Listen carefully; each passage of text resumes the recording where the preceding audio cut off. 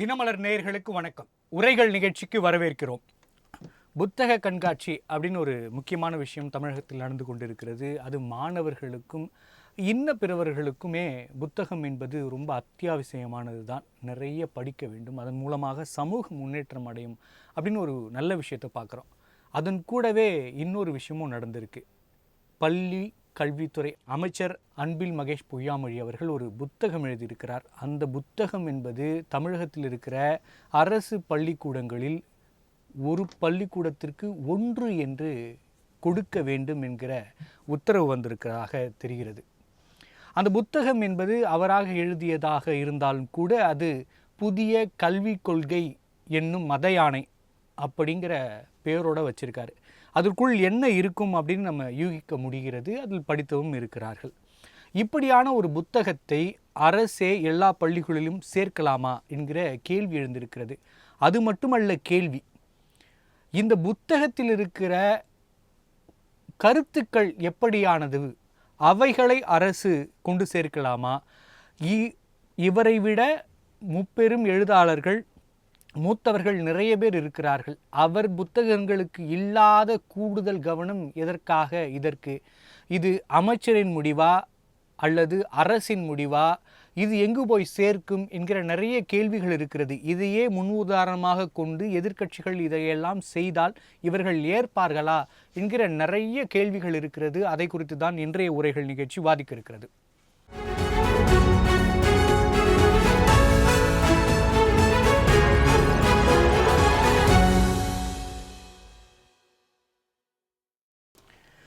அமைச்சர் புத்தக விற்பனை எதிர்க்கட்சிகளுக்கும் அனுமதி தருமா அரசு என்பது குறித்து விவாதிக்க நம்மோடு இணைந்திருக்கும் விருந்தினர்கள் கல்வியாளர் திரு முருகையன் பக்ரிசாமி அவர்கள். வணக்கம் சார். வணக்கம். மற்றும் கல்வியாளர் திரு சிவசங்கர் அவர்கள். வணக்கம் சார். வணக்கம் சார். சிவசங்கர் சார், இந்த புத்தகம் பள்ளிகளுக்கு போவது என்பது நல்லது தானே? ஏதோ புத்தகத்தை மாணவர்கள் படிக்கட்டும், அந்த வாசிக்கின்ற பழக்கம் அதிகரிக்கட்டும் அப்படின்னு பார்க்குறப்ப இந்த நடவடிக்கை என்பது தவறாக தெரியல இல்லையா? அதாவது என்ன கொடுக்குறோங்கிறது தான் முக்கியம். நீங்கள் என்ன வேணால் கொடுக்கக்கூடாது. இது நீங்கள் திராவிட திணிப்புங்கிறத இதை செய்யணுங்கிற அவசியம் கிடையாது. நீங்கள் ஒரு படிக்க புத்தகங்கள் எத்தனையோ புத்தகங்கள் இருக்குது, எவ்வளவோ நல்ல புத்தகங்கள் இருக்குது. நீங்கள் தமிழ் வரலாறுகளை சொல்லிக் கொடுக்கக்கூடிய எத்தனையோ புத்தகங்கள் இருக்குது. அதை மாதிரி ஒரு நீங்கள் புத்தகத்தை நீங்கள் புதுசாக கொண்டு போய் சேர்க்குறீங்கன்னா பரவாயில்ல. நீங்களே சொன்ன மாதிரி இவரை கூட என்ன சொல்கிறது, மிகச்சிறந்த எழுத்தாளர்கள்லாம் தமிழகத்தில் எத்தனையோ பேர் இருக்கிறாங்க. உங்களோட என்னென்னா திராவிடத்தை உள்ளே திணிக்கணும். உங்களோட இருமொழி கொள்கை, அதை நீங்கள் நீங்கள் என்ன சொல்கிறது, எல்லா இடங்களிலும் நீங்கள் அதை தான் கொண்டு வரணுங்கிற ஒத்தக்காலாக நிற்கிறீங்க. அதை இது என்ன சொன்னால் இது முரண்பாடு. எப்படி முரண்பாடு அப்படின்னா, இவருடைய குழந்தையை கொண்டு 3 மொழி லாங்குவேஜில் கொண்டு சேர்த்துட்டு நீங்கள் இங்கே இருமொழி கொள்கையில் படிங்கன்னு ஒரு குழந்தைகளை சொல்கிறது எந்த விதத்தில் நான் கேட்குறது என்ன, உங்கள் குழந்தை அதே ஏஜ் இருக்கிற இன்னொரு குழந்தைக்கும், ஆனால் அது ரெண்டுக்கு என்ன டிஃப்ரென்ஸ்னால் உங்கள்கிட்ட வசதி இருக்குது. நான் மினிஸ்டருங்கிறத விட்டுருங்க, அதெல்லாம் விட்டுருங்க. இந்த குழந்தைக்கு வசதி இருக்குது. இன்னொரு அதே ஒரு 10 வயசு உள்ள குழந்தைக்கு அந்த ஒரு என்ன சொல்ற பிலோ பாவர்ட்டியில் இருக்கிறாங்கன்னா அந்த குழந்தைக்கு 3வது மொழி படிக்க ஆசை இருக்கலாமா கூடாதா? ஃபர்ஸ்ட் கேள்வி. இருக்கலாம் அப்படின்னா அந்த கஷ்டப்பட்ட குழந்தைக்கு யார் காப்பாற்ற முடியும்? கவர்மெண்ட் தான் செய்யும். அதை ஏன் கவர்மெண்ட் செய்ய மாட்டேங்குது எனக்கு கேள்வி. உங்களை மாதிரி வசதியாக இருந்தவங்களுக்கு பிரச்சனை இல்லை, நீங்கள் பிரைவேட். அதை நம்ம நிறைய பேசியிருக்கோம். இந்த புத்தகத்தில் கொடுப்பதன் மூலமாக என்ன தவறு? இல்லை, புத்தகத்தில் நீங்கள் என்ன சொல்லியிருக்கீங்க, அதோட சாரம்சம் என்ன? இருமொழி கொள்கைங்கிறத கொண்டு வரீங்க. நீங்கள் நேஷனல் எஜுகேஷன் பாலிசிக்கு எதிராக ஸ்டேட் எஜுகேஷன் பாலிசின்னு ஒன்று கொண்டு வந்தீங்க. ஆகஸ்ட் 8 ரிலீஸ் பண்ணீங்க. இன்னை வரைக்கும் உங்களால் அதை சட்டமாக கொண்டு வர முடியல. அதாவது அதுக்கு அப்போஸ் பண்ணணும், ஏதோ ஒன்று செய்யணுங்கிற ஒரு எண்ணத்தில் தான் செய்கிறீங்களே ஒழிய அது ஒரு நல்ல ஒரு எண்ணத்தில் நீங்கள் செய்கிறதே கிடையாது. நீங்கள் இந்த ஆகஸ்ட் 8 ரிலீஸ் பண்ணதுக்கப்புறம் நீங்கள் ஒவ்வொரு ஸ்கூலுக்கு இதை மாதிரி நீங்கள் புத்தகங்கள் ஒவ்வொரு வருடங்களும் நீங்கள் கொடுத்துட்டே இருக்கிறீங்க. அது மாதிரி இது ஒரு நிகழ்வுங்கன்னா நீங்கள் ஏற்றுக்கலாம் சார். 5 வருஷத்தில் ஒவ்வொரு வருஷமும் ஒரு தலை சிறந்த புத்தகத்தை நாங்கள் கொடுக்குறோன்னா ஏற்றுக்கலாம். எதுவுமே இல்லாமல் திடீர்னு ஒரு அமைச்சர் மினிஸ்டர் எழுதின புத்தகம், அது இவர் எழுதின புத்தகத்தை நீங்கள் கொடுக்கும்போது கேள்வி அதிகமாக தான் செய்யுங்க. வேற ஒருத்தர் எழுதியிருந்தால் கூட அதை நம்ம கேட்க முடியாது. இவர் எழுதின புத்தகத்தை நீங்கள் கொண்டு போய் கொடுக்கும்போது நேரடியாகவே நீங்கள் திராவிட திணிப்பு தான் கொண்டு வரீங்க. ஹிந்தி திணிப்பு, ஹிந்தி எதிர்ப்புலாம் பேசுகிறீங்களா? இது திராவிட திணிப்பு தான். அந்த புத்தகத்தில் நீங்கள் என்ன இருக்குங்கிறீங்க? நீங்கள் முழுக்க திராவிடத்தை மட்டும் தான் நீங்கள் சொல்லிக் கொடுக்குறீங்க. அதை இன்டைரக்டாக உள்ளே கொண்டு போகிறதுக்கான வேலைகளை தான் பார்க்குறீங்க. ஸோ அது தவறானது தானே? அதுதான் நம்மளுடைய கருத்து. நீங்கள் அதை நீங்கள் செய்யக்கூடாது. இப்போ நீங்கள் இதே மாதிரி வேறு மற்ற புத்தகங்களுக்கு ஏதாவது நீங்கள் ஒரு ப்ரியாரிட்டிஸ் கொடுத்துருக்கீங்களா? எதுவுமே கொடுக்க வேண்டிய ஒரு புத்தகத்தை நீங்கள் கொண்டு போய் சேர்க்க வேண்டிய அவசியம் வேணும். அதே மாதிரி தான் இது ஒரு பராசக்தி. அதே இந்த எலெக்ஷன் டைமில் இந்த புத்தகம் ரிலீஸ் ஆனது ஆகஸ்ட் 8 நீங்கள் இந்த நேரத்தில் அந்த ஹிந்தி எதிர்ப்பு படங்களை ரிலீஸ் பண்ணுறதா இருக்கட்டும், நீங்கள் இந்த புத்தகத்தை கொண்டு போகிறதா இருக்கட்டும், உங்களோட என்ன அந்த குழந்தைகள் மனசில் ஒரு நஞ்ச விதிக்கிற மாதிரி வேலைகளை தான் பார்க்குறீங்க. இந்த புத்தகத்தில் முக்கியமான இன்னொரு விஷயம் பார்த்தீங்கன்னா 11th எக்ஸாம் கிடையாது. 11th and 12th என்ட்ரன்ஸ் எக்ஸாமினேஷன்ஸ்லாம் கிடையாதுங்கிறது நீங்கள் கொண்டு வரீங்க. நான் என்ன கேட்குறேன்னா, என்ட்ரன்ஸ் எக்ஸாமினேஷன்ஸே கிடையாது, எலிஜிபிலிட்டி கிடையாது, ஒன்லி மார்க் அடிப்படையில் தான் நீங்கள் எடுக்கிறீங்கன்னா என்னுடைய கேள்வி, இப்போ நீங்கள் நடக்கிற கவர்மெண்ட், அதாவது அரசு பேருந்து ஓட்டுநர்கள் அந்த நடத்துனர்களுக்கு கூட நீங்கள் வந்து எக்ஸாம் வச்சு நடத்திட்டு இருக்கீங்க. அப்போ அதே நீங்கள் செய்றீங்க, அவங்க வண்டி ஓட்ட தெரியுது, நல்லா குவாலிட்டி இருக்குது, ட்ரைனிங் இருக்குன்னு நேரடியாக கொடுத்து போயிட வேண்டியதுனா, நீங்கள் 11, 12க்கே வந்து அதை எந்த இடத்துல வந்து ஒரு ஸ்டூடெண்ட் வந்து ஃபில்டர் பண்ணணுமோ அங்கே நீங்கள் இதெல்லாம் நீங்கள் செய்கிறது கிடையாது. அதெல்லாம் விட்டுட்டு இதுக்கப்புறம் நீங்கள் எத்தனையோ என்ட்ரன்ஸ் எக்ஸாம் சின்ன சின்ன வேலைகள் கூட நான் என்ன கவர்மெண்ட் எக்ஸாம் நீங்கள் நடத்துறீங்க, அது ஓகே. அதே மாதிரி ஒரு ஓட்டுநருக்கும் நடத்துனருக்கும் நீங்கள் வந்து இந்த அளவு டெக்னிக்கல் ஸ்கில் இருக்குதான்னு பார்க்கலாம். அதை நீங்கள் என்ட்ரன்ஸ் எக்ஸாம் எழுதி வச்சு நீங்கள் எடுக்கணுங்கிற அவசியம் கிடையாது. அப்போ நீங்கள் இதை நீங்கள் ஏன் வேண்டாம், இங்கே ஏன் வேண்டாங்கிறீங்க, அங்கேயே நீங்கள் செய்றீங்க. சரி, நீங்கள் ஒரு இடத்துல வந்து உங்களுடைய முடிவுகள் ஒரு மார்க்கு, இன்னொரு இடத்துல வேற ஒரு விதமாக இருக்குது. இது திராவிட திணிப்பு தான். சார் முருகையன் பக்ரிசாமி சார், நம்ம ஜனநாயகன் அதெல்லாம் பெரிய பிரச்சனையாக போயிட்டு இருக்கு. ஏன்னா டெமோக்ரஸிங்கிறது ஒரு முக்கியமான விஷயம். இப்படியான புத்தகங்களை கொடுப்பது டெமோக்ரஸியா இல்லை ஐடியாலஜி நரேட்டிவ் ஃபேக்ட்ரியா? அதாவது முதற்கண் தினமலர் நேயர்களுக்கு உலகத் தமிழர் திருநாள் பொங்கல் வாழ்த்துக்களை தெரிவித்துக் கொண்டு, தமிழ்நாட்டுடைய கல்வி அமைச்சர் அன்பில் மகேஷ் பொய்யாமொழி அவர்கள் தேசிய கல்விக் கொள்கை 2020 எனும் மத யானை என்ற நூலை எழுதி அண்ணா நூற்றாண்டு நூலகத்தில் வெளியிட்டு அந்த நூலை பள்ளிக்கு ஒரு புத்தகம் தந்திருக்கிறார்கள் என்கிற செய்தி கொள்கை திணிப்பா என்ற ஒரு கேள்வி எழுந்திருக்கிறது. அதாவது இந்த புத்தகத்தை தனி ஒரு புத்தகமாக எல்லா பள்ளிகளுக்கும் தரவில்லை. சரியாக அந்த செய்தியை நீங்கள் பார்த்தது இன்னைக்கு தினமலரில் கூட செய்தி வெளிவந்திருக்கிறது. நூலகங்களுக்குன்னு புத்தகங்கள் வழங்கப்பட்டிருக்கின்றன. ஒவ்வொரு பள்ளிக்கும் நவம்பர் 18 திருவள்ளூரில் நடந்த ஆசிரியர்கள் மாநாட்டில் பள்ளி இடைநிலை மற்றும் உயர்நிலை தலைமை ஆசிரியர்கள் கூட்டத்தில் கொடுத்தாங்க.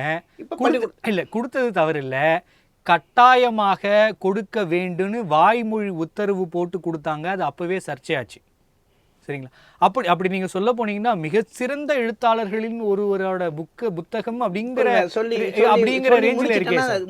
நான் சொல்லி முடிச்சிட்டேன்னா அதுக்கான விளக்கம் கிடைக்கும். இப்போ கோயம்புத்தூரில், அது திருவள்ளூரில் நடந்த பிறகு இப்போ கோயம்புத்தூரில் ஒவ்வொரு பள்ளிக்கும் வழக்கம் போல ஆண்டுதோறும் நூலகங்களுக்கு புத்தகங்கள் வழங்கப்படும். அந்த புத்தகத்தோட இந்த புத்தகம் ஒரு புத்தகத்தையும் சேர்த்து வழங்கியிருக்கிறார்கள். இப்போது நான் அதுக்கு முன்னாடி இப்போ ஐயா சொன்னாங்க இல்லையா, இப்போ தமிழ்நாடு மாநில கல்விக் கொள்கை கூட கொடுத்தாங்க, உருவாக்குனாங்க. இன்றைக்கு வரைக்கும் ஒன்றுமே செய்யலை.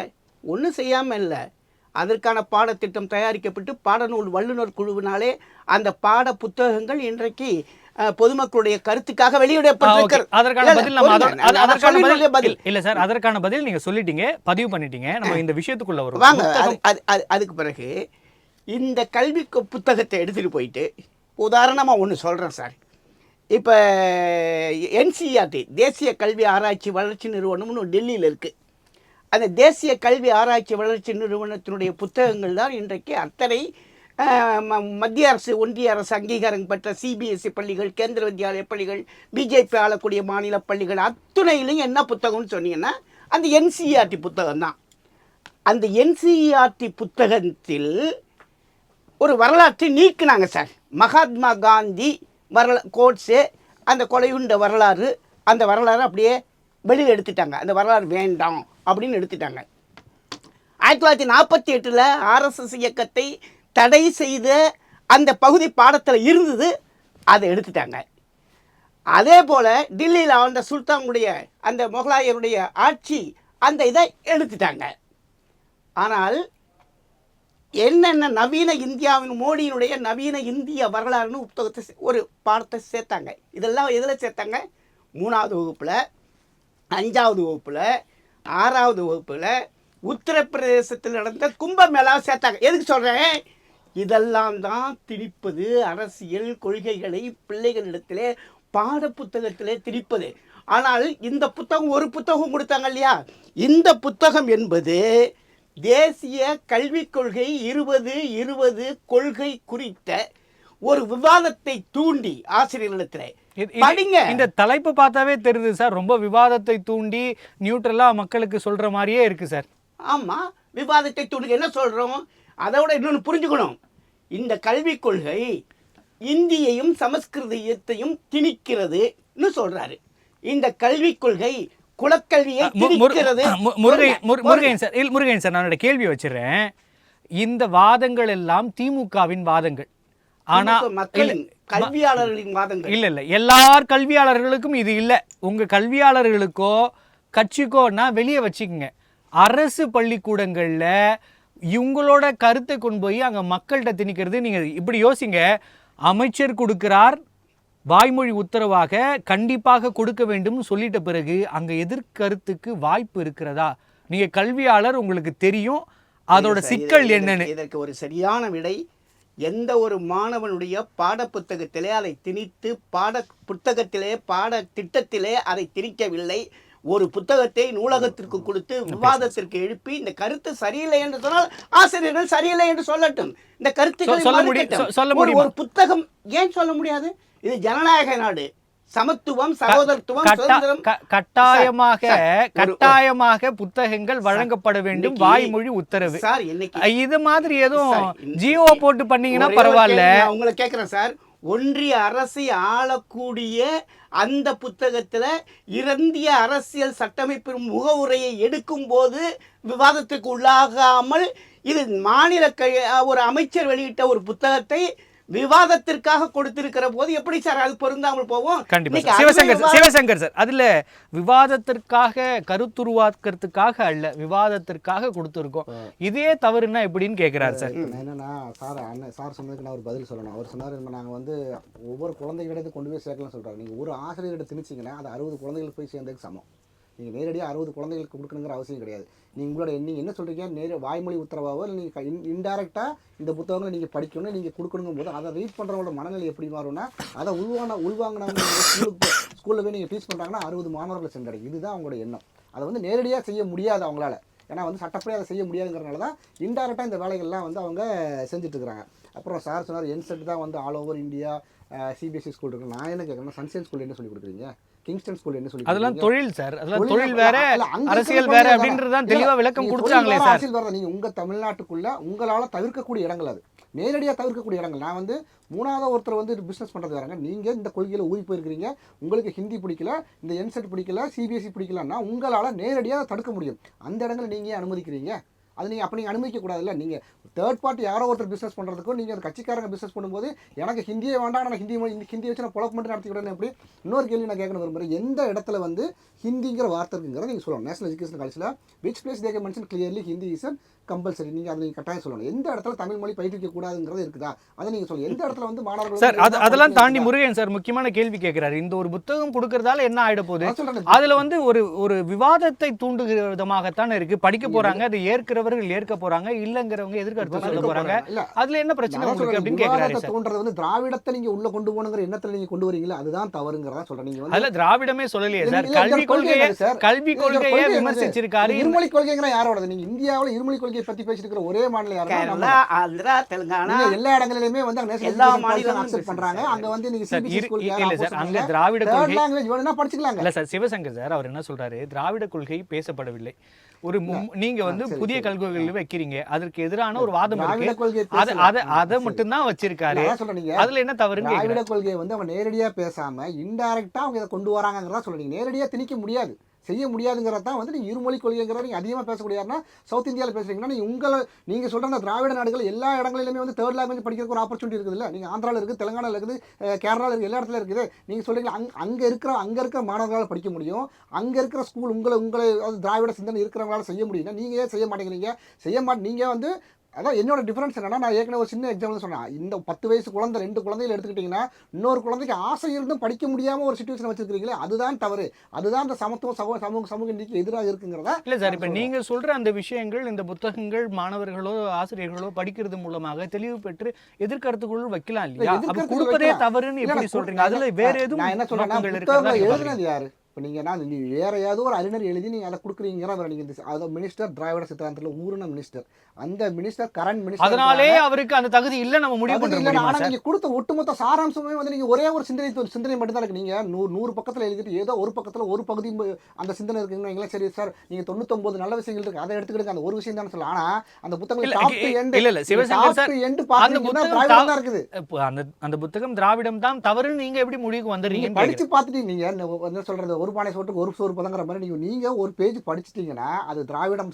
நீங்க அதெல்லாம் விட்டுருங்க சார். கல்வி கொள்கை ஏற்புடையதாக இல்லை, இதுல என்ன குறைகள் இருக்குங்கிறது புத்தகம் திராவிடம் சார்ந்தது இல்லைன்னு அவங்களே கேட்டீங்கன்னா அவங்களே சொல்லுங்க நீங்க திராவிடம் சார்ந்த நூல் தான் வெளிப்படையாவே அவங்க பேசுவாங்க. அவங்க வந்து அவங்களால அதை மறுக்க முடியாது, அவங்க மறுக்கவும் மாட்டாங்க. ஏன்னா டாப் டு பாட்டம் அதுதான் இருக்குது. இப்போ நீங்கள் மற்ற நல்ல விஷயங்கள் இருக்குது, நீங்கள் அதையே ஹைலைட் பண்ணலான்னு கேட்டிங்கன்னா அதை நம்ம ஏற்றுக்கலாம். ஆனால் அங்கே நல்ல விஷயங்கள் எதுவுமே இல்லைங்கிறத விட நீங்கள் திராவிடத்தை அதிகமாக வச்சிருக்கீங்கிறத நம்முடைய கேள்வி. முருகன் சார் ஒரு முக்கிய கேள்வி வைக்கிறாரு, நான் அந்த கேள்வி வச்சிடுறேன். இப்போ இந்த கல்வி கொள்கை சரியானது இல்லை அப்படிங்கிற தோணியில் அவர் எழுதியிருக்கிறார். நீங்கள் பள்ளிக்கூடங்களுக்கு கொடுத்துருக்கீங்க, பொறுத்துக்கலாம். இதற்கு ஆதரவாக யாரும் நூல் எழுதியிருந்தால் அரசு அதே முடிவை எடுக்குமா? எடுக்க வேண்டும், கட்டாயம் எடுக்கும். ஒரே ஒரு எத்தனை புத்தகங்கள் இப்ப நீங்க அலோ பண்ண புக்கில் எத்தனை புத்தகங்கள் எதிர்கருத்து கொண்டதாக இருக்கிறது போருங்க? அதை தான் நான் சொல்ல வந்தேன். ஐயா கேட்ட கேள்வி அந்த கேள்விதான். 136 புத்தகம் இந்த புத்தகம் அவர் எழுதிய புத்தகத்தில். அதில் 14 தலைப்புகள் இருக்கின்றன. இதில் எங்கேயுமே திராவிட கொள்கைன்னு பேசலை. திராவிட கொள்கை பேசினாலும் தவறு இல்லை. ஏன்னா திராவிட கொள்கை, திராவிட மாடல் என்பது என்ன தவறு இருக்குன்னு தெரியல. ஒரு மாடல் வைத்திருக்கோம், அவங்க ஒரு அரசியும் ஒரு மாடல் சொல்றாங்களே. எங்கே எங்கள் கல்வி நிதி? என்னோட கேள்வி, இந்த புத்தகத்தில் என்ன இருப்பதுன்னு தலைப்பு பார்த்தாவே தெரியுது. நம்ம அத புத்தக விமர்சனத்துக்கு இல்ல. என்னோட கேள்வி, எதிர் சித்தாந்தத்திலிருந்து புத்தகங்கள் அனுமதிக்கப்பட்டிருக்கான்னு கேட்கிறேன். அதற்கு நேரடி பதில் சொல்லுங்க. நிச்சயமாக யார் ஒருவர் நூல் எழுதினாலும் அந்த நூல் அது வந்து எந்த ஒரு சித்தாந்தம், திராவிட சித்தாந்தமாக இருக்கலாம், திராவிட சித்தாந்தத்திற்கு எதிர் சித்தாந்தமாக இருக்கலாம். ஒரு நூல் என்பது ஒரு மனிதனுடைய சிந்தனையை சிந்திக்க வைக்கிறது தான் நூல் சார். அது யார் எழுதுறா? நீங்க எழுதுறா? முருகன் சார் கரெக்ட் தான். இப்படி எல்லா பள்ளிக்கூடங்களுக்கும் கொடுக்க வேண்டும் உத்தரவு போட்ட ஒரு நூல் சொல்லுங்களேன். இதை தாண்டி எத்தனையோ நூல்கள் பள்ளி கல்வி இயக்கணும் ஒரு வருஷத்துக்கு 100 புத்தகம் போடுறாரு சார். உங்களுக்கு தெரியல? பள்ளி கல்வி லைப்ரரி இல்ல சார். ஒவ்வொரு பதிப்பிலையும் எந்த நூலகத்துக்கு எத்தனை, பள்ளிகளுக்கு எத்தனை அப்படிங்கிறது போகும். அது எந்த புத்தகங்கள் போகிறதுங்கிறதான கேள்வி. நிறைய போதுங்கிறீங்க, எல்லாம் ஒரே சித்தாந்தத்தில் போகிறது. மாவட்ட நூலக ஆணை குழுவாலே உறுப்பினர்கள் பல அங்க இருக்காங்க. அவர்களாலே தேர்வு செய்யப்படுகிற நூல்கள் பரிந்துரைக்கப்பட்டு ஏகப்பட்ட நூல்கள் போய்கிட்டு. அதுல ஒரு நூல் இந்த நூல். இப்படியான நூல்கள் மட்டுமே போய்கொண்டிருக்குங்கிறது தான் என்னோட கேள்வி. உங்க சித்தாந்தத்தை ஒட்டிய அந்த நூல்கள் மட்டும்தான் போயிட்டு இருக்குன்னு சிவசங்கர் சார் சொல்றேன். மாடசாமி நூல் போகலையா? இன்னும் பல எழுத்தாளர்கள் நூல்கள், சிந்திக்க நல்ல சிந்தனையாளர் நூல்கள், கம்யூனிச தத்துவம் கூறுகிற நூல்கள், இன்னைக்கு காமராஜரை பற்றிய பல நூல்கள், இன்னைக்கு நூலகத்தில் இருக்கிற காமராஜரை பற்றிய புத்தகங்கள் அத்தனையுமே இந்த நூலக ஆணைக்குழுவால் தேர்ந்தெடுக்கப்பட்டு அனுப்பியதுதான். அதனால மாற்று சித்தாந்தம் என்பது அல்ல. பள்ளிக்கூடத்துக்கு நூல்கள் அனுப்பப்படுகிற போது ஒரு குழுவால் பரிந்துரை செய்யப்பட்டு அங்கே அனுப்பப்படுகிறது. அப்படித்தான் இன்றைக்கு தமிழ்நாட்டுக்கு கிடைக்கக்கூடிய நிதி ஏன் கிடைக்கவில்லை என்ற கேள்விகளை எழுப்பியிருக்காங்க. இது இன்னைக்கு தமிழ்நாடே எழுப்பிக்கிட்டு இருக்கு. அதனால இந்த வருஷம் கட்டாய கல்வி உரிமை சட்டத்தினுடைய அடிப்படையில் 25 விழுக்காடு அட்மிஷன் நின்று போச்சு. அதுக்கு பிறகு நீதிமன்றம் தலையெல்லாம் சொல்லி சிந்திக்க என்ன தவறு சார்? இல்லை சார், அரசுக்கும் அரசியல் கட்சிக்குமான வேறுபாடு இல்லாம இது அரசியல் கட்சியோடதா அரசோடதாங்கிறதே குழப்பத்தில் இருக்கே சார். இந்த நூல்கள் எல்லாம், இந்த ஆணைகள் எல்லாம், இந்த அணுகுமுறைகள் எல்லாம் கொஞ்சம் மாண்புமிகு கல்வி அமைச்சர்களை நீங்கள் ஒரு அரசியல்வாதியாக, திராவிட சித்தாந்தராக பார்க்காதீங்க சார். ஒரு தனி மனிதனாகவே பாருங்க, ஒரு கல்வியாளனாக பாருங்க. இந்த நூலில் கூட அவர் எழுதியிருக்காரு, இந்த நூலின் விற்பனையின் மூலம் கிடைக்கக்கூடிய நிகர வருவாய்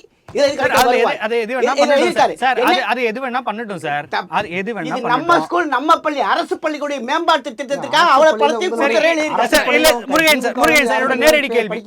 இதே கான்செப்ட்ல ஒரு பிஜேபி இல்ல வேற சித்தாந்தத்தில் இருப்பவர் எழுதி இதே சித்தாந்தத்துல கொடுத்தா அனுமதிக்கிறீங்களா?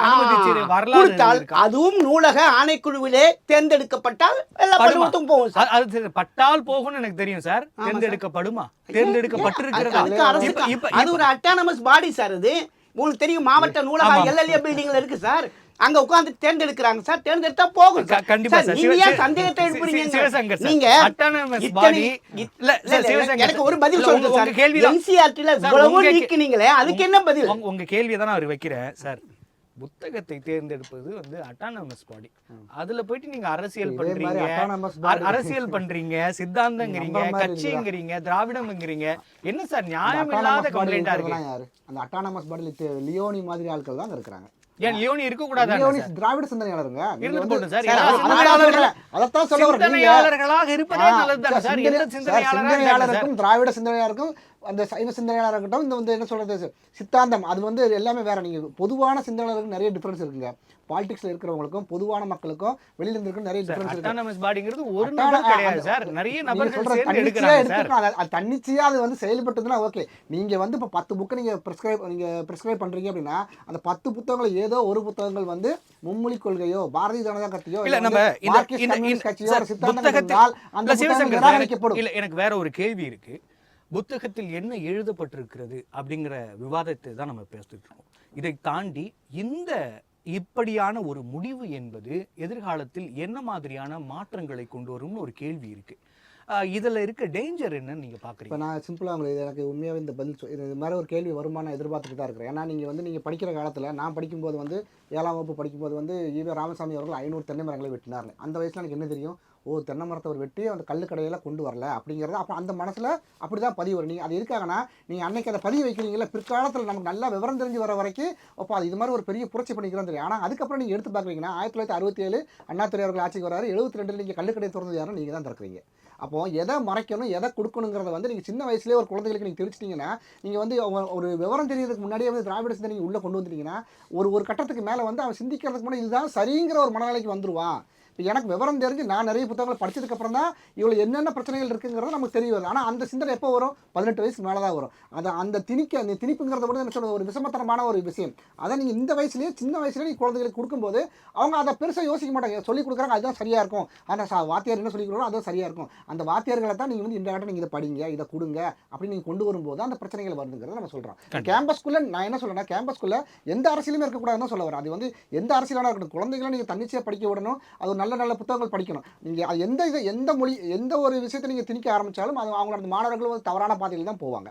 கண்டிப்பாக சார். சார் முருகையன் சார், நம்ம அந்த கண்டென்ட்டை தாண்டி இந்த நடைமுறை அப்படின்னு ஒரு எடுத்து வரீங்க. நீங்கள் நியாயப்படுத்தினால் கூட இன்னொரு பக்கம் இருக்கிறது, பார்க்க வேண்டியிருக்கிறது. ஒரு அரசு என்பது தொடர்ந்து இயங்காது, வேற அரசு வருவதற்கான வாய்ப்புகள் இருக்குது. இதை ஒரு முன்னுதாரணமாக எடுத்துக்கொண்டு இதற்கு பிறகு அமைய போகிற வேற சித்தாந்தம் கொண்ட அரசுகள் அவர்களோட சித்தாந்தத்தை இந்த வாயிலாக இதன் ஒரு ஆரம்பமாக எடுத்து இதை புகுத்துனாங்கன்னா மாணவர்களோட மனநிலை என்ன ஆகும், அவங்களோட திங்கிங் எபிலிட்டி அந்த பேட்டர்ன்லாம் என்ன ஆகும்னு ஒரு கேள்வி இருக்கு இல்லையா? அதற்கு நாம் எல்லாவற்றையும் தாண்டி ஒரு பொறுப்புள்ள கல்வியாளராக ஒரு சமூகத்தின் மீது அக்கறை கொண்டவராக பார்க்க வேண்டியிருக்கு. அது அப்படியான ஒரு விஷயத்துல இப்படியான நகர்வுகள் சரியாக வருமா? ஒரு கேள்வி ஐயா அவர்களுக்கு ஒரு சின்ன விளக்கத்தை கொடுத்துறேன். இந்த லியோனிங்கிறது பாடத்திட்ட குழு தலைவராக இருக்கு. அவருக்கு வந்து நூல் தேர்ந்தெடுப்பதுக்கு சம்மந்தம் இல்லை. நூலக ஆணைக்குழு கருத்து. நான் ஒரு விஷயம் நீங்கள் சொன்ன ஒரு சித்தாந்தப்படி இது சரியாக இருக்குமா வேறு சித்தாந்தம் உள்ள வந்தா சார்? இதுக்கு முன்னாடி நான் திரும்பவும் சொல்கிறேன், ஒரு குழந்தை கற்றுக்கொள்கிற பாட புத்தகத்திலே திணிக்கப்படுகிற எத்தனையோ விஷயங்கள் வெறுப்பை ஏற்படுத்தி மதவாதத்தை ஏற்படுத்தி அந்த மாநிலத்தில் உரிமைகளை பறிக்கின்ற பிரச்சனைகளை உண்டாக்கி அதோடு மட்டுமல்ல கல்வியை தனியார் மயமாக்கும் கொள்கைகளை புகுத்தி இதையெல்லாம் பண்ணி கொண்டு வந்திருக்காங்க பாருங்க. அதுதான் திணித்தல் புகுத்துதல். அது கூட ரொம்ப கரெக்ட் சார். முருகன் சார் இல்ல ரொம்ப கரெக்டா சொல்லியிருக்கீங்க சார். அதோடு கூடவே கூடுதலாக கொடுக்கப்படுகிற இந்த புத்தகங்களுக்குள்ளும் இப்படி ஒரு அரசியல் புகுந்திருப்பது சரியா? நூலகங்களுக்கு வழங்கப்படுகிற புத்தகங்களிலும் அரசியல் இருக்கக்கூடாது என்பதை நீங்கள் சொல்றது நானும் ஏற்றுக்கொள்கிறேன். இதுல நூலகங்களுக்கு கொடுக்கப்படுகிற புத்தகம் அப்படின்னு நம்ம பார்க்க முடியாது. இல்ல பாட புத்தகமும் இல்ல, நூலகத்துக்கு கொடுக்கப்படும் புத்தகமும் அல்ல. நூலகத்துக்கு ஒவ்வொரு ஆசிரியர்களுக்கும் கொடுக்க வேண்டும் என்பதுதான் உத்தரவாதம். பள்ளிக்கு ஒரு புத்தகம் சார். ஒரு பள்ளிக்கு ஒரு புத்தகம், பள்ளிக்கு இல்ல, நல்ல பள்ளிக்கு ஒரு புத்தகம். ஏற்கனவே அந்த ஆசிரியர்கள் கூட்டத்துக்கு வந்த எல்லோருக்கும் கொடுத்திருக்கிறார்கள். ஒரு பள்ளிக்கு ஒரு புத்தகம் என்பது வெளிவந்திருக்கிறது. அங்க என்ன நடக்குன்னு உங்களுக்கு தெரியும், சரிங்களா? ஒரு புத்தகம் என்றால் கூட அந்த புத்தகத்தின் முக்கியத்துவம் என்னங்கிறது உங்களுக்கு தெரியும். இது நீங்கள் சரின்னு கூட நீங்கள் வாதாடலாம். இதே விஷயத்தை அடுத்து வருகிற அரசுகளோ இல்லை வேறு மாநில அரசுகளோ தொடர்ந்து செய்து கொண்டிருந்தால் மக்களோட அந்த மாணவர்களோட அந்த எண்ணங்களும் சித்தாந்தங்களும் எப்படியாக போய் நிற்குங்கிற கேள்வி பயமுறுத்துற மாதிரி இல்லையா? நான் இதுக்கு ஒரு பதில் சொல்கிறேன். இதே தமிழ்நாடு அரசில் பள்ளிக்கல்வி இயக்குனர் ஒரு புத்தகத்தை எழுதி இதே மாதிரி ஒவ்வொருவரும் வாங்க வேண்டும் என்று வற்புறுத்தி வாங்க சொன்னபோது அவர் மீது நடவடிக்கை எடுக்கப்பட்டது. அதே போல பள்ளிக்கல்வி அமைச்சர் அவர்களும் இந்த புத்தகத்தை கட்டாயமாக ஒவ்வொரு மாணவனும் வாங்க வேண்டும் என்று வற்புறுத்தல் எழுப்புமே. ஆனால் அந்த கல்வி இயக்குனருக்கு என்னவோ அதுதான் அமைச்சிருக்கும். ஆனால் அமைச்சர் அப்படி சொல்லலை, இதை மாணவர்களுக்கு கொடுக்க சொல்லலை, இது நூலகத்தில் வைக்க சொல்லியிருக்காங்க. நூலகத்தில் படித்து ஒரு விவாதத்தை எழுப்பி ஒரு மாநிலத்துடைய கல்விக் கொள்கையை பாதுகாப்பதாக அமைய வேண்டும்னு சொல்லியிருக்காங்க. அப்படி இந்த புத்தகத்தை வெளியில் விற்கும் போது கூட அந்த வருவாயை தமிழ்நாடு அரசு பள்ளிகளை மேம்படுத்தும் நம்ம ஊர் நம்ம பள்ளி திட்டத்துக்காக கொடுத்துடணும்னு சொல்லியிருக்கிறாங்க. ஆகவே இது எந்த காரணத்தை கொண்டும் ஒரு அரசியல் திணிப்பாகவோ கொள்கை திணிப்பாகவோ இந்த புத்தகம் கொடுக்கப்படவில்லை. இதை ஒரு பெரிய இதாக்கி இப்படி சொல்ற எந்த அரசாக இருந்தாலும் நீங்க கேட்டீங்க, இதே எதிர்கட்சி இன்னொரு கட்சி வந்து வேறு ஒரு காட்சி வந்து அவங்களுடைய கொள்கையை திணிப்பதாக கொடுத்தாலும் கூட அது பாடத்திட்டத்தில் கொடுக்கக்கூடாது, மாணவர்களுக்கு கொடுக்கக்கூடாது. அதே என்னோட கேள்வி வச்சுறேன், பாடத்திட்டத்தில் ஒரு பாடத்தை எடுத்துட்டு வருவது என்பது அதற்கான நடைமுறைகள் என்பது வேறு, அது சிக்கலானது, நிறைய பர்மிஷன் வாங்கணும், அதுக்கான விவாதங்கள்லாம் நிறைய வந்துடும். ஆனால் இப்படியான வழி என்பது ஒரு குறுக்கு வழி தான் மாணவர்கள்ட்ட இதை சேர்க்கறதுக்கு. இப்படியான வழியை நம்ம திறந்து விட்டோமா எதிர்காலத்தில் என்ன ஆகும்னு ஒன்று இருக்கு. நீங்க பாடத்திட்டத்தில் எடுத்து வரீங்க, அதற்கும் இதற்கும் வழிகள் வழிமுறைகள் என்பது வேறு இல்லையா? அதாவது நீங்க என்ன சொன்னீங்க, திருப்பவும் சொன்னீங்க இதுவும் ஒரு குறுக்கு வழின்னு சொன்னீங்க சார். திரும்பவும் சொல்றதா இப்போ நான் சொல்றேன், முகலாய அரசு சிஷ்யா வரி விதித்தது கொடுமையானவர்கள் கொடூரமானவர்கள் சொல்றோம் குழந்தைகள்கிட்ட போய். அவங்க சொல்றாங்க இது முஸ்லீம்ஸ் ஜிகாத் வரி வசூலிச்சதுனால இப்போ எப்படி ஜிஎஸ்டி இன்கம் டேக்ஸ் மாதிரி இது வேற விதமாக இந்துக்கள்கிட்ட வசூலிக்கப்பட்ட ஜிஸ்யா வரி, இதுவும் வரி இதுவும் வரி, இதுக்கு ஒரு பேர் வச்சோம் அப்படிங்கிறாங்க. அப்ப தவறான கருத்துக்களை குழந்தைகளுடைய பதிக்கிற ஒரு அரசியல் கொள்கையை பதிக்கிறது வேணாம் சார். இல்ல சார், இதுல என்ன தவறு இருக்கு சார்? இந்துக்களுக்கு வரி விதித்தார்கள், அவ்வளவுதானே. முஸ்லிம்களுக்கு வரி இல்லை. நான் சொல்றேன், நடந்த ஹிஸ்டரி சொல்றாங்க, நீங்களே சரியா புரிஞ்சுக்க பாருங்க. இல்ல நடந்த ஹிஸ்டரி சொல்றாங்க, நீங்களே புரிஞ்சுக்க பாருங்க. இல்ல முருகன் சார், நான் சொல்லி முடிச்சிடுறேன். நடந்த ஹிஸ்டரி சொல்றாங்க, கண்டிப்பா சுருக்கமா சொல்லுங்க.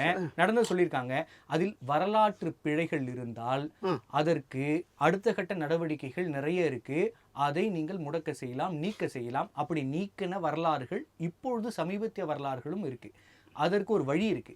ஆனா இப்படியா ஒரு புக்கு போச்சுன்னா அதை நீங்க எப்படி நீக்குவீங்க? நீங்க இந்த வரியை பத்தி ஒரு வார்த்தை சொல்லி, ஏன்னா தவறா மக்கள்கிட்ட போய் சேர்ந்து விடக்கூடாது என்பதற்காக. சார் இன்னைக்கு வணிகர்களிடத்தில் வாங்குவது ஜிஎஸ்டி வரி சார். என்ன மாதிரி மாச சம்பளம் வாங்கினான்னா வருமான வரி சார்.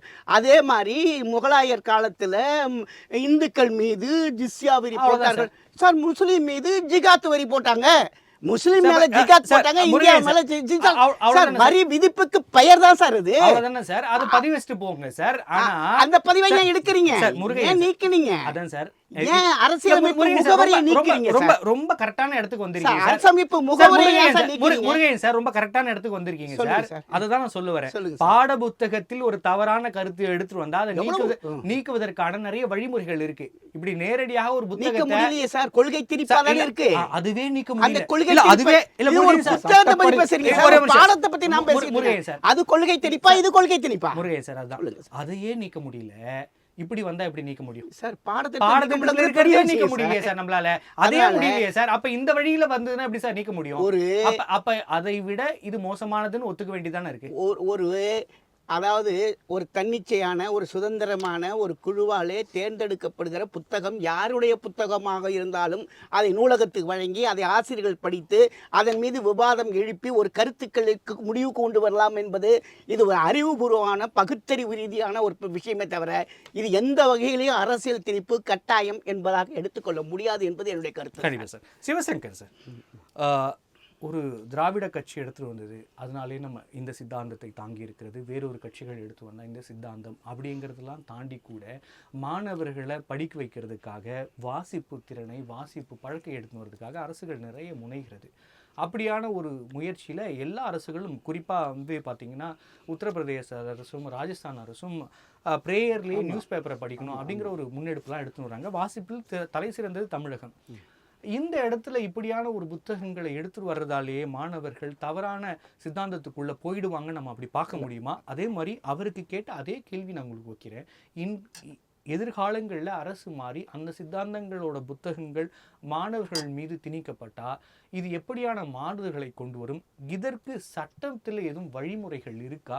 இது தடுப்பதற்கான வாய்ப்புகள் இருக்கா? இறுதியாக இந்த பாடநூல் கழகம் மாதிரி இங்கே கேம்பஸ்குள்ளேயே வந்து இந்த பாலிடிக்ஸ் வரக்கூடாதுங்கிறது என்னோட எண்ணம். அது வந்து நீங்கள் எந்த ரூல்டு பார்ட்டி இருந்தாலும் ரூலிங் பார்ட்டியாக இருந்தாலும் கேம்பஸ்குள்ளே எந்த கட்சியோட இதுவும் நீங்கள் குழந்தைகள் மனசில் நீங்கள் பதிய வைக்கக்கூடாது.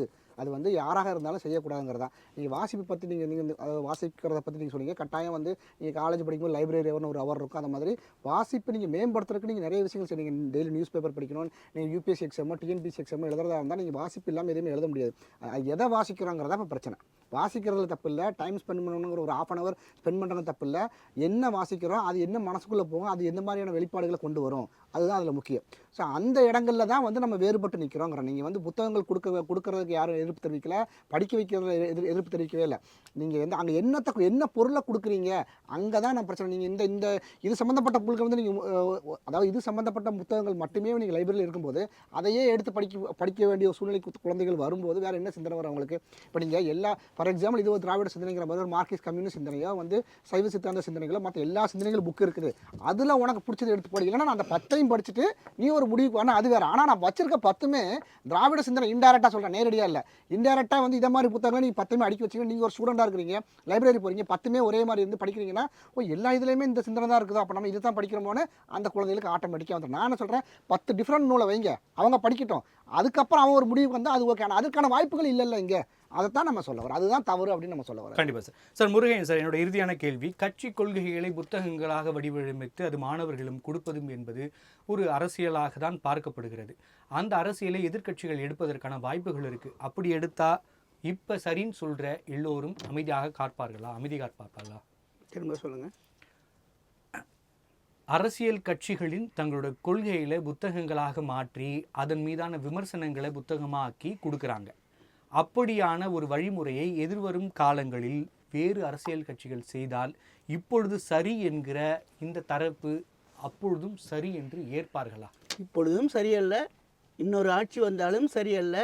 குழந்தைகளுடைய பிஞ்சு மனதிலே அரசியல்வாதிகள் தங்களுடைய கொள்கைகளை திணிக்கக்கூடாது. பாடநூலிலே, பாடத்திட்டத்திலே, கற்பித்தலிலே, கற்றலிலே சேர்க்கக்கூடாது என்பதிலே நான் முடிவை கல்வியாளன் என்கிற முறையிலே இருக்கிறேன். அதே நேரத்திலே குழந்தைகள் அல்லாமல், குழந்தைகள் உள்ள பிஞ்சு குழந்தைகள் எதை சொன்னாலும் அப்படியே மனசில் போய் பிஞ்சு மரத்தில் அடிக்கிற ஆணி மாதிரி பதியும் சொல்லக்கூடாது. அதே நேரத்திலே ஆசிரியரிடத்திலே விவாதத்துக்குரிய பொருளை கொடுத்து அவர்களை படிக்க சொல்லி விவாதித்து ஒரு முடிவுக்கு வந்து தீர்க்க தரிசனமான ஒரு முடிவுக்கு வருவதற்கான அந்த ஆசிரியர்களை நல்ல பகுத்தறிவாதிகளாக, புராண கதைகளை சொல்வதற்கான பகுத்தறிவாதிகளாக, விஞ்ஞானிகளாக உருவாக்குகின்ற ஒரு முனைப்பை செயல்படுத்தினால் எந்த ஆட்சியும் அதை செயல்படுத்தலாம், அந்த கொள்கையை ஏற்றுக்கொள்ளலாம். அதாவது நீர்நிறைகளில் சேர்க்காதீங்க, வர நீர்லேயே சேர்த்துருங்க அப்படிங்கிறீங்களா? இப்போ மாணவர்களுக்கு தவறான கருத்துக்கள் போய் சேரக்கூடாதுன்னா முதல்ல ஆசிரியர்களுக்கு அந்த தவறான கருத்துக்கள் ஆசிரியர்கள் சார் இங்கே வடிகட்டிக்கோங்க சார். ஆசிரியர்களை பொறுத்து அதுதான் ஆற்றல் வாய்ந்த சார். எல்லா தனி மனிதனுக்கும் தனக்கான சித்தாந்த தெளிவு என்பது, சார்பு என்பது இருக்கும். அரசே அந்த சித்தாந்தத்திற்கு நெருப்பு ஊட்டினா அது அங்கதான் பத்திக்குன்னு உங்களுக்கு தெரியும். நம்ம மனசாட்சிக்கு உட்பட்டு இந்த பதில சொல்லணும்னு எதிர்பார்க்கிறேன். இது அரசே, அமைச்சரே இதை செய்யுங்கள் அப்படின்னு சொன்ன பிறகு எதிர்கருத்துக்களோ எதிர் சித்தாந்தங்களோ யோசனைகளோ வருமா? எதிர்கேள்விகள் வருவதற்கான வாய்ப்புகள் இருக்கா சார்? ஜனநாயக நாட்டில் நிறையா வாய்ப்புகள் இருக்குது சார். எந்த ஒரு கருத்தையும் எதிர்ப்பதற்கும் எதிர்த்து சொல்வதற்குமான வாய்ப்புகள் நிறையா இருக்குது. ஆசிரியர்களை பொறுத்த வரைக்கும் சிந்திக்கக்கூடியவர்கள், சிந்திக்கும் திறன் பெற்றவர்கள். அது சரியா தவறான அவங்க முடிவெடுப்பாங்க சார். நன்றி சார். நம்முடைய விவாதத்தில் பங்கு கொண்டு பல்வேறு கருத்துக்களை நம்மோடு பகிர்ந்து கொண்டமைக்கு நன்றி. வணக்கம்.